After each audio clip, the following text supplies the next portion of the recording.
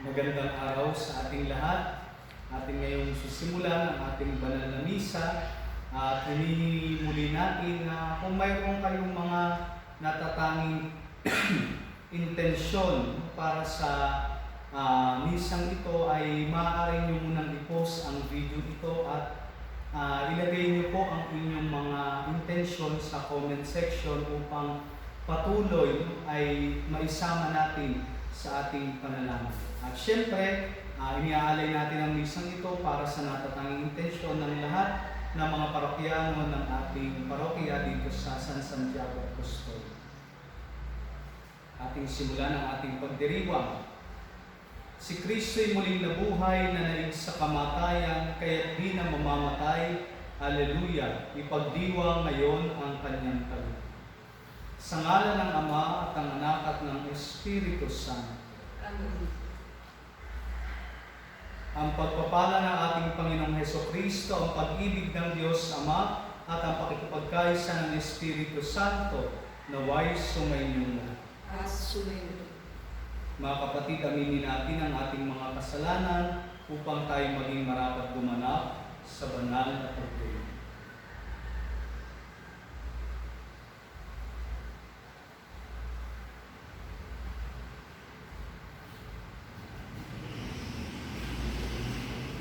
Sinuong tagapagpagaling sa mga nagsisisi, Panginoon, kaawaan mo kami. Panginoon, kaawaan. Dumating na tagapag-anyayang makamakasalanan magsisi, Kristo, kaawaan mo kami. Kristo, kaawaan. Nakaluklok ka sa kanan ng Diyos Ama para ipamagitan kami, Panginoon, kaawaan mo kami. Panginoon, kaawaan. Kaawaan tayo ng makapangyarihang Diyos, patawarin tayo sa ating mga kasalanan, at patnubayan tayo sa buhay na walang hanggan. Manalangin tayo.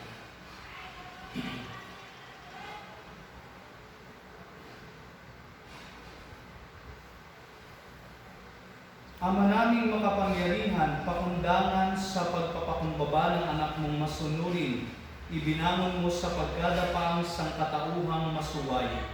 Ipagkaloob mo sa amin ang banal na kagalakan, upang kaming sinagip mo sa kalipinan ay magkamit ng iyong ligayang walang katapusan. Sa pamagitan ng Hesukristo, kasama ng Espiritu Santo, magpas sa walang hanggan. Amen.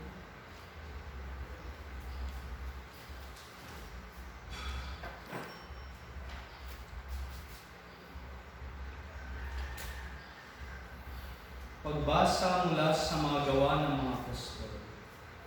Noong mga araw na iyon, nabalitaan ng mga apostol at ng mga kapatid sa buong Judea na tinanggap din ng mga hentil ang salita ng Diyos.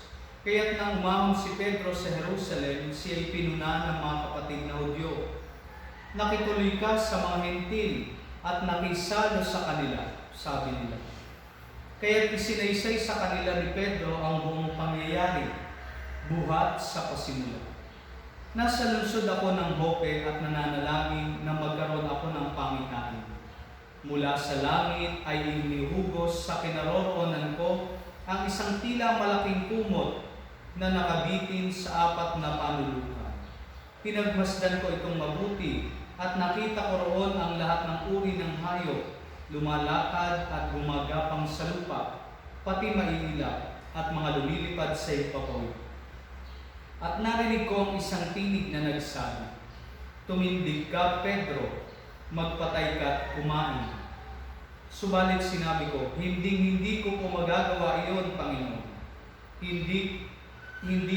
Hindi ako kumakain ng anumang bagay na itinuturing na marumi o di karapat-dapat. Muli kong narinig ang tinig mula sa langit, "Huwag mong ituring na marumi ang nilinis ng Diyos." 3 ulit na nangyari ito at pagkatapos ay binatak na pataas sa langit ang bagay na iyon. Nang sandali ring iyon, dumating sa bahay na tinutuluyan ko ang 3 lalaking sinugo sa akin buhat sa Cesarea. Sinabi sa akin ng Espiritu na huwag akong mag-atubiling sumama sa kanila. Sumama rin sa akin ang 6 na kapatid na ito at pumasok kami sa bahay ni Cornelio. Isinalaysay niya sa amin na nakakita siya ng isang anghel na nakatayo sa loob ng kanyang bahay at sinabi sa kanya, "Magpasubo ka sa Jope at ipasundo mo si Simon na tinatawag ding Pedro. Sasabihin niya sa iyo ang tungkol sa ikaliligtas mo at ng iyong sambayan." Nagsisimula pa lamang ako magsalita ay bumaba na sa kanila ang Espiritu Santo gaya ng pagkababa nito sa atin noong una. At naalala ko ang sinabi ng Panginoon, "Si Juan ay nagbibinyag sa tubig, ngunit bibinyagan kayo ng Espiritu Santo."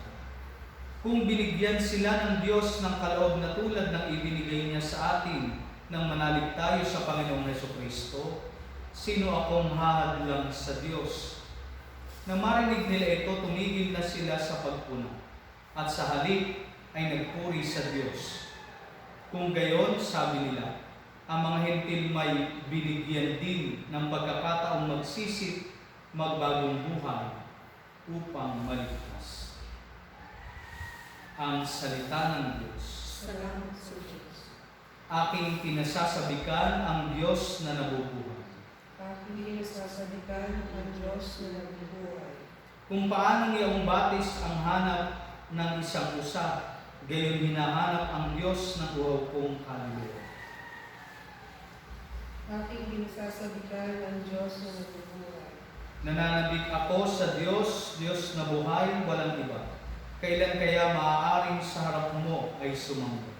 Aking pinasasabikan ang Diyos na nabubuhay.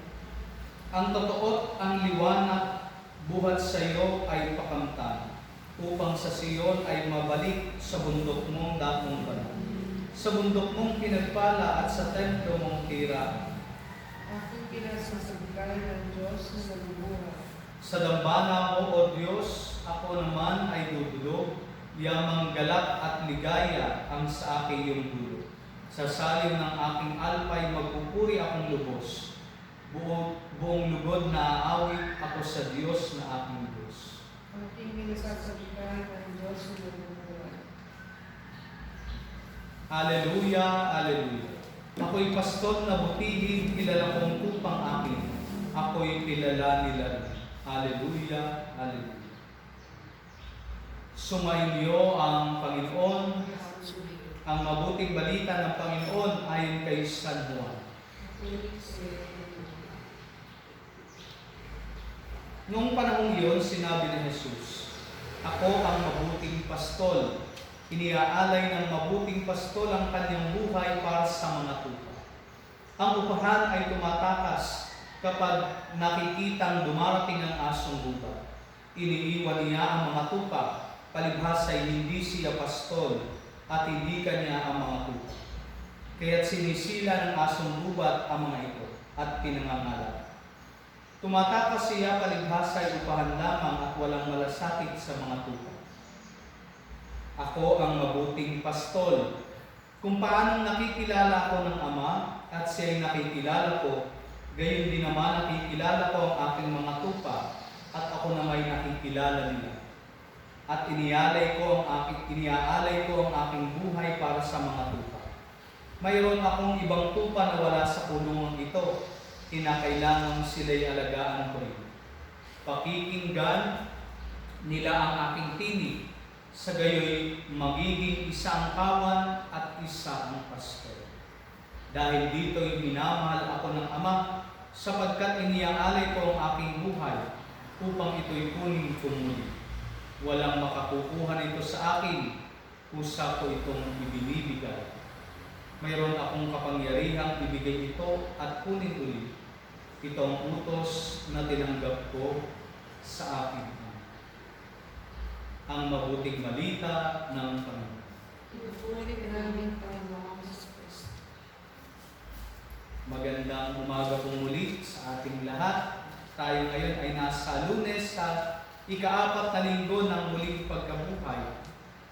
Tulad ng ating narinig, ito po ay karugtong ng ating ebanghelyo kahapon. Kahapon ay ating pinagnilayan at ipinagdiwang ang Good Shepherd Sunday. Kaya nga narinig natin sa ebanghelyo ang paghahalintulad ni Jesus sa kanyang sarili bilang mabuting pastol. At ngayon ay narinig muli muli natin itong narinig sa ating ebanghelyo.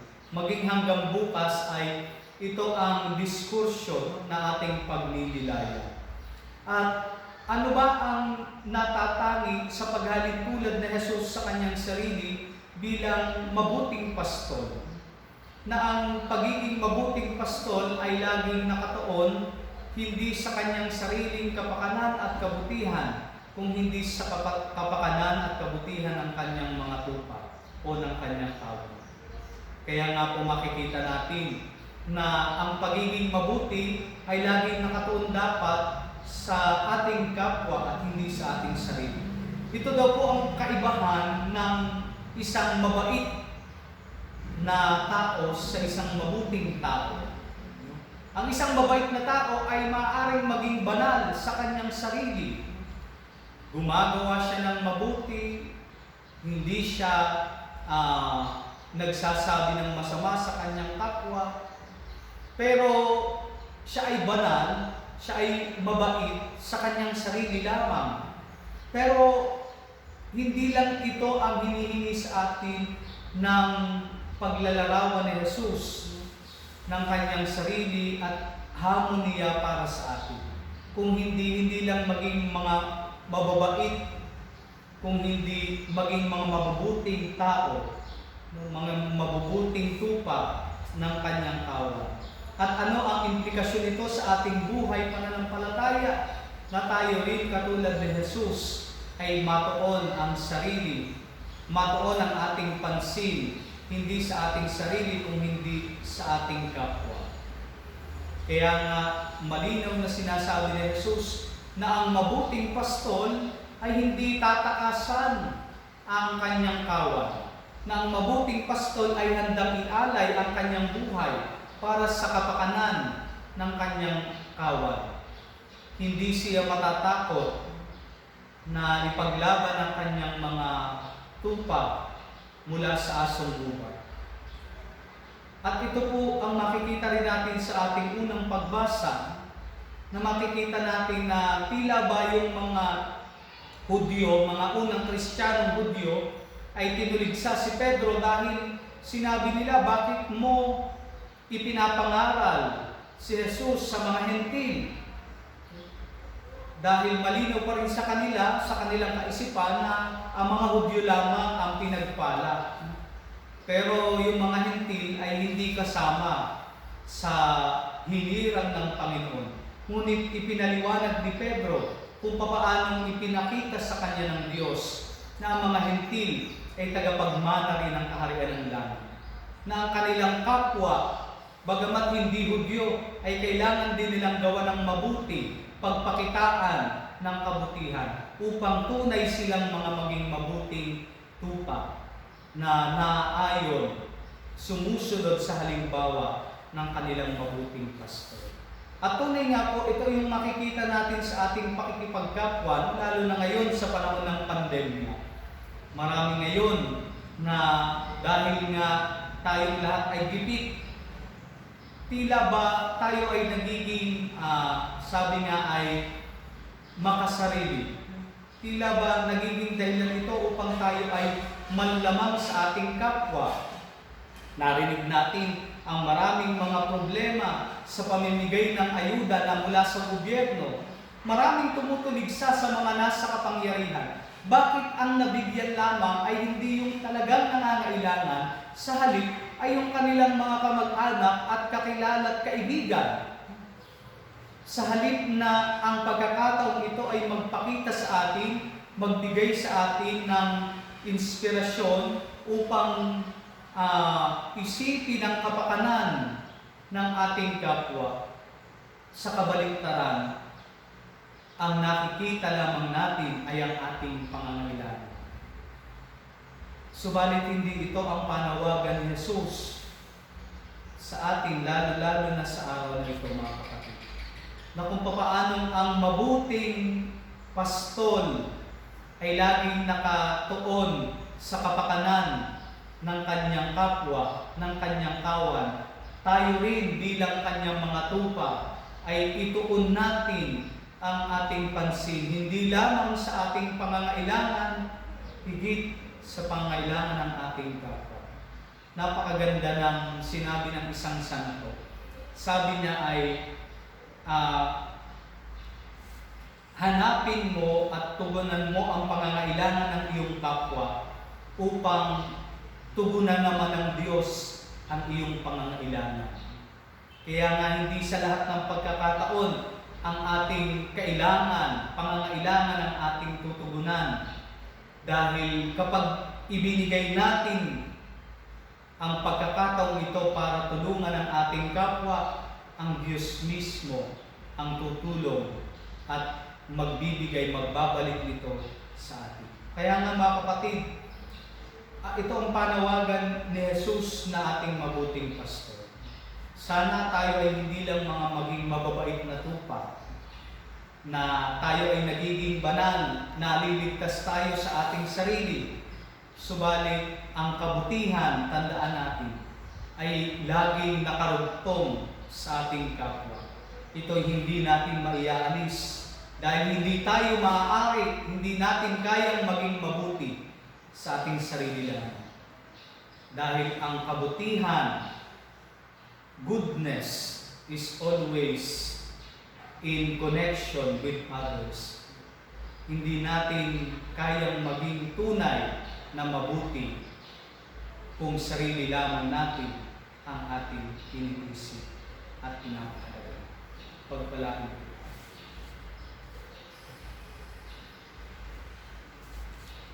Oratio Imperata. Diyos Ama namin, lumalapit kami sa iyo para sa aming kahilingan, na kami ay iyong proteksyonan laban sa COVID-19 na kumitil na ng maraming buhay at nakaapekto na sa sangkatauhan. Nananalangin kami para sa iyong biyaya, para sa mga taong inatasan na pag-aralan ng kalikasan at ang sanhi ng virus nito. Gayon din upang mapahinto ang patuloy nitong paglaganap. Gabayan mo po ang mga inatasang mga laga sa kalusugan, na kanila nawang magampanan ang kanilang tungkulin ng buong husay at may malasakit. Gabayan mo po ang mga kawani ng pamahalaan at ang mga nasa pribadong institusyon sa kanilang paghanap ng lunas upang masugpo ang pandemya nito. Ipinapanalangin namin ang lahat ng mga naapektuhan.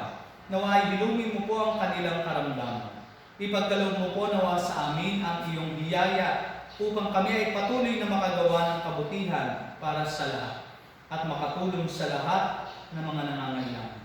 Ipinapanalangin po namin ito sa pamagitan ng aming Panginoong Hesukristo, iyong anak, na nabubuhay at naghahari kasama ng Espiritu Santo, magpasawalang hanggan. Amen. Maria, aming ina at tulong ng mga Kristiyano, San Rafael, Arkanghel, San Roque, San Lorenzo Ruiz, San Pedro Calungsod.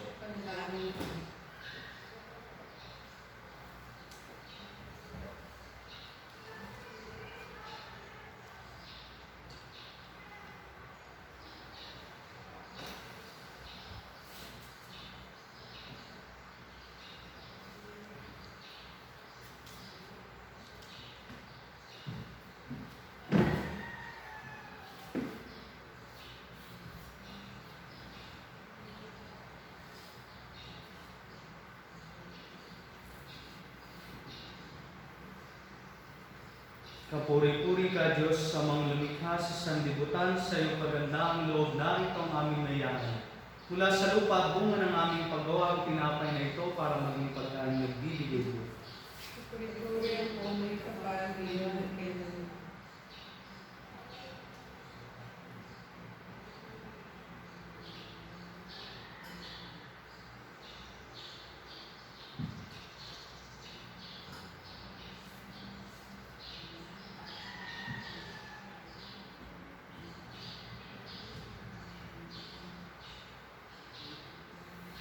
Kapuri-puri ka, Diyos, sa mga lumikha sa sanlibutan, sa iyong kagandaang loob na ito ang aming nayahan. Mula sa katas ng ubas at bunga ng aming paggawa, ang alak na ito para maging inuming nagbibigay ng iyong Espiritu. Puri-puri ako ang may kapal ngayon at kailanman.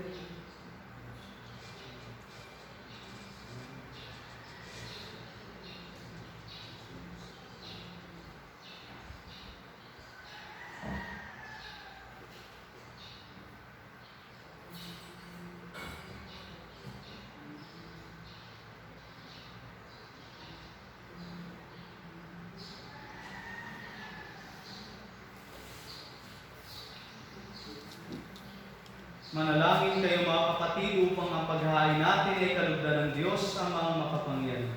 Nagkapin naman ang Panginoon at pagkakalay sa mga kamay. Purihan ng karaman sa ating Panginoon sa Diyos sa ngayon at kailanman. Ama naming lumikha, tanggapin mo ang mga alay ng iyong sambayanang natutuwa. Ang pagkabuhay ng iyong anak na niloob mong aming ikatuwa ngayon ay papagbaguhin mo ng galak na mananatili sa amin habang panahon. Sa pamagitan niya kasama ng Espiritu Santo, magpasawalang hanggan.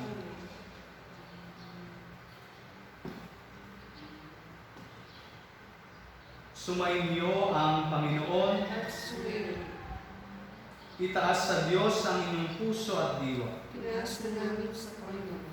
Pasalamatan natin ang Panginoong ating Diyos. Marapat ko siya at pasalamatan. Ama naming makapangyarihan, tunay nga marapat na ikaw ay aming pasalamatan. Ngayong ipinagdiriwang ang paghahain ng Mesiyas, ang mga muntupan na tumubos sa aming lahat. Sa paghahain ng sariling buhay at sa pagkabuhay ng anak mong mahal, na buksang ganap ang iyong tahanan at kaming pinaghaharian mo'y naging kasambahan. Sa pagkamatay niya sa krus, nalupig ang kamatayan. Sa kanyang pagkabuhay, naging buhay siya ng tanan. Kaya kaysa ng mga anghel na nagsisiawit ng papuri sa iyo nang walang humpay sa kalangitan, kami nagbubunyi sa iyong kadakilan. Santo, Santo, Santo, Panginoon Diyos umawat. Napupuno ang langit at lupa ng kadakilaan. Osana sa kaitaasan. Pinagpalang na palilito sa ngalan ng Panginoon. Osana sa kaitaasan. Ama naming banal, ikaw ang bukal ng tanang kabanalan. Kaya't sa pamagitan ng iyong Espiritu, gawin mong banal ang mga kaloob na ito upang para sa aming maging katawan at lugod ang aming Panginoong Jesucristo. Bago niya pinagtiis ang kusang loob na maging handog, hinawakan niya ang tinapay. Pinasalamatan kaniya, pinaghati-hati niya. Iniabot sa kanyang mga alagad at sinabi, tanggapin ninyong lahat ito at kanin. Ito ang aking katawan na ihahandog para sa inyo.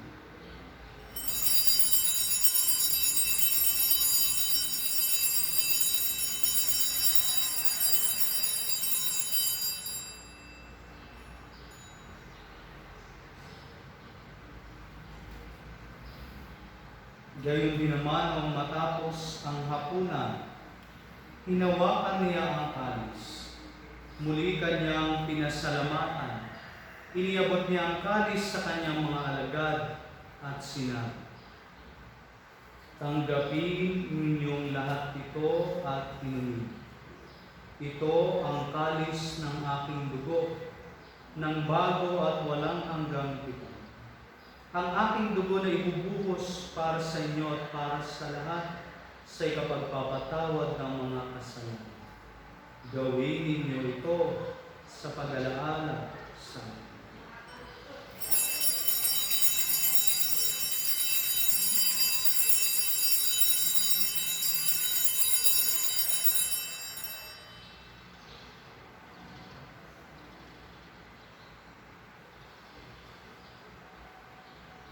Ipagbunyi natin ang misteryo ng pananampalataya. Si Kristo'y namatay, si Kristo'y nabuhay, si Kristo'y babalik sa wakas ng panahon. Ama, ginagawa namin ngayon ang pag-alala sa pagkamatay at muling pagkabuhay ng iyong anak. Kaya tiniaalay namin sa iyo ang tinapay na nagbibigay buhay at ang kalis na nagkakaloob ng kaligtasan. Kami nagpapasalamat dahil kami yung minarapat na tumayo sa harap mo para maglingkod sa iyo. Isinasamo namin kami magsasalo-salo sa katawan at dugo ni Kristo ay mabuklod sa pagkakaisa sa pamagitan ng Espiritu Santo. Ama, lingapin mo ang iyong simbahang laganap sa buong daigdig. Puspusin mo kami sa pag-ibig.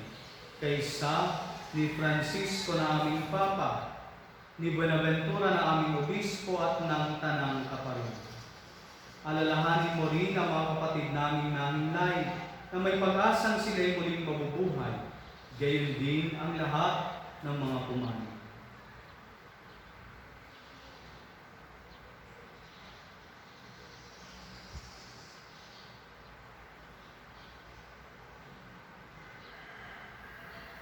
Kawan mo sila at patuloyin sa iyong kaliwanagan. Kawan mo at pagindapatin kaming lahat na makasalo sa iyong buhay na walang wakas. Kaysa ng mahal na Birheng Maria, ang Ina ng Diyos. Kaysa ni San Jose ang kanyang kalinis-linis ang esposo.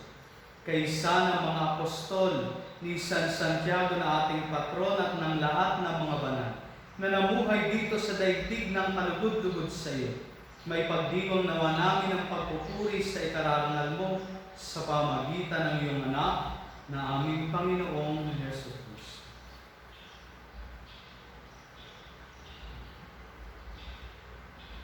Sa pamagitan ni Kristo, kasama niya at sa Kanya, ang lahat ng parangal at papuri ay sa iyo, Diyos amang makapangyarihan, kasama ng Espiritu Santo, magpas sa walang hanggan. Amen.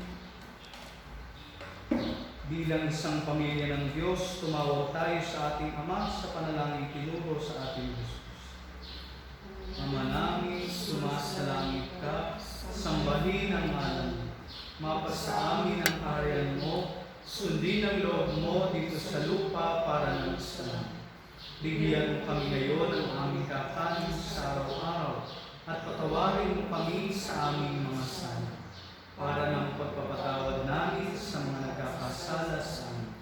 At huwag mo kami ipanintulot sa tukso at iadya mo kami sa lahat ng masama. Hinihiling namin kami iadya sa lahat ng masama, pagkalooban ng kapayapaan araw-araw, iligtas sa kasalanan at ilayo sa lahat ng kapahamakan. Samantalang aming pinananabikan ang dakilang araw ng pagpapahayag ng tagapagligtas namin si Hesus Kristo. Sapagkat sa iyo, kaharian, kapangyarihan, at kapurihan, magpakailanman. Panginoong Hesus Kristo, sinabi mo sa iyong mga apostol, kapayapaan ang iniiwan ko sa inyo, ang aking kapayapaan ang ibinibigay ko sa inyo. Tunghayan mo ang aming pananampalataya at huwag ang aming mga pagkakasala. Pagkalooban mo kami ng kapayapaan at pagkakaisa ayon sa iyong kalooban. Kasama ng Espiritu Santo, magpas sa walang hanggan. Amen. Ang kapayapaan ng Panginoon ay laging sumainyo. At sumayo. Magbigayan kayo ng kapayapaan sa isa't isa.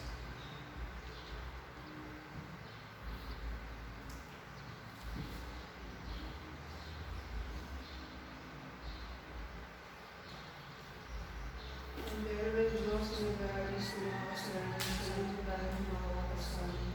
Kordero ng Diyos na nag-aalis ng mga kasalanan sa liputan ng mga wakasan. Kordero ng Diyos na nag-aalis ng mga kasalanan sa liputan.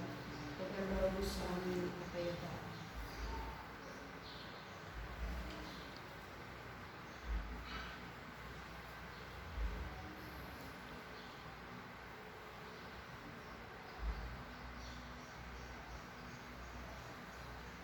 Ito ang kordero ng Diyos, ito ang nag-aalis na mga kasalanan ng sanlibutan. Mapalad ang mga inanyayahan sa kanyang higit. Panginoon, hindi ako karapat-dapat na magpatuloy sa iyo. Ngunit sa isang salita mo lamang ay gagawin mo.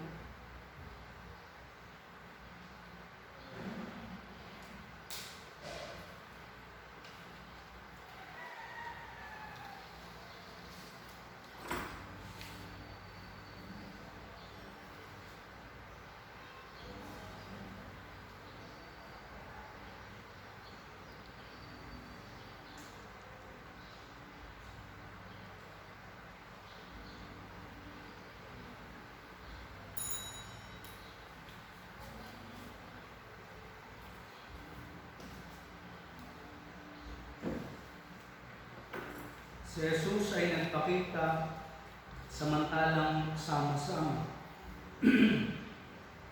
Alagad niyang 11, kapayapaan, sabi niya, sa pagbati, Hallelujah.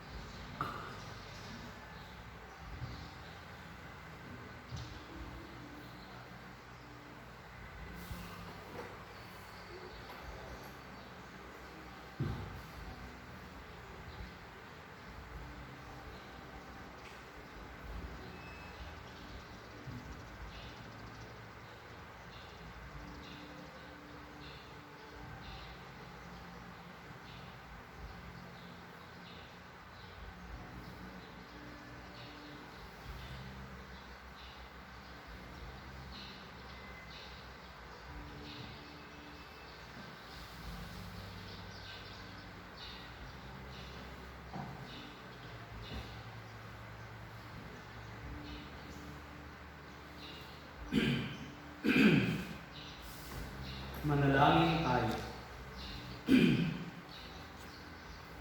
Ama naming mapagmahal, tunghayan mo at lingapin ang iyong sambayanan na minarapat mong makinabang sa piging na pangmagpakailanman.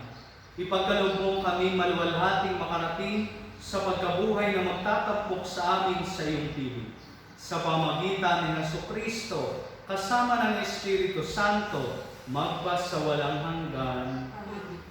Sumainyo ang Panginoon At sumayon. at away pagpalain kayo ng ating dakila at makapangyarihang Diyos, ang Ama at Anak at Espiritu Santo. Amen. Ang misa ay naialay na, umayo kayong mapayat. Salamat sa Diyos. Ngayon ay isasagawa natin ang pag-aalay ng bulaklak. Uli po ay paalala sa atin, no? Kung wala man tayo may aalay na tunay na bulaklak sa ating mumunting altar sa ating tahanan, ay maaari tayong maglagay, no, ng electronic flower sa comment section ng video. Maraming salamat.